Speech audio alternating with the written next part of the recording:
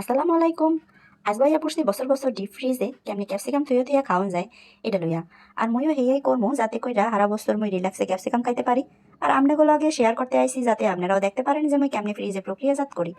যদিও capsicum shopping board আর চাকু দিয়েই কাটতে শান্তি আর আরামের, কিন্তু মই যে যেডি লইছি কাটতে হেয়া চাকু দিয়ে কাটতে কাটতে মোর বেলা বেরিয়ে রাইত পোয়া যাইবে দীক্ষা বডি লইয়া বইছি।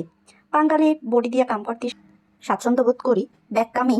আর মই আবার অতটাও খ্যাত না যে শপিং বোর্ড চাক্কু ইউজ করতে পারি না বললা বডি দিয়ে কাটতে লইছি। বডির সুবিধা তো আগেই কইলাম, এখন আই আর একখান গোপন কথা লইয়া। গত মাসে চাইনিজ ভেজিটেবল কর্ম দেখা 2 পিস ক্যাপসিকাম দরদাম করতে যাইয়া দাম হই না দৌড় দিছি বাজার দিয়া। আর হেয়ার পরেই পাইছি মই এই যে দামে 2-3 কেজি না কিনা আর পারলাম না, যেটি পাইছি কিনেই হালাইলাম। যদিও অন্য কালার খুঁজছিলাম কিন্তু পাই নাই। যাক, এতই মই সন্তুষ্ট যে সবুজটাই পাইছি, আমার কামে লাগবে। আর পাই নাই হাতো মনে কোনো দুঃখ নাই।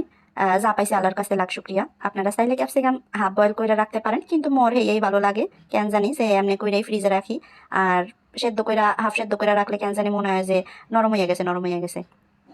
যাই হোক, আপনাকে যেটা ভালো লাগে এমনি রেখেন। আর মই এখানে 2 ডিজাইনের কাটছি, একটা হইলো ভেজিটেবলের জন্য আর একটা হইলো পাস্তা বা নুডলসের জন্য। আপনারা যার যেটা ইচ্ছা এমনি করে ডিজাইন করে কাটটা ফ্রিজে রাখতে পারেন।